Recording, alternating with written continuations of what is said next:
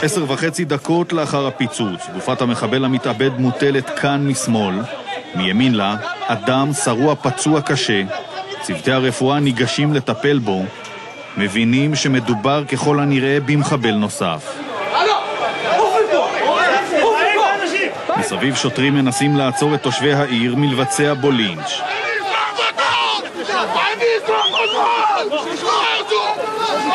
בינתיים החובשים מטפלים במחבל, לא חשים בסכנה. עשרות סקרנים נאספים צופים בדרמה. רופא ניגש ופותח את המעיל שעל גופו של המחבל, ואז רק אז מבחין שלגופו חגורת נפץ מוכנה להפעלה. המצלמה מתעדת הכל. אנחנו משם, אביב! תתרחקו, יש עוד ביטן! רבותיי, תתרחקו, אני מבקש! יש עוד ביטן! תתרחקו! השוטרים נאבקים בקהל הסקרנים. בכל רגע יכול המחבל הפצוע ללחוץ על המתג. יש עוד ביטן!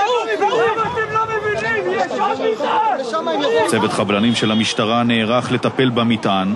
פקד קובי מור מגיע לזירה, וממרחק של 10 מטרים יורה במחבל.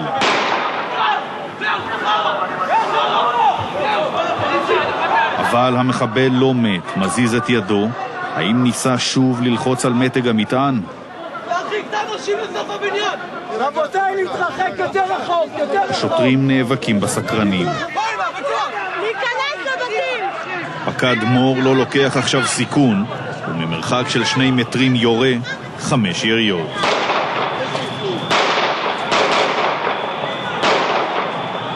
רק עכשיו, לאחר 12 דקות מורטות עצבים, נוטרל המחבל.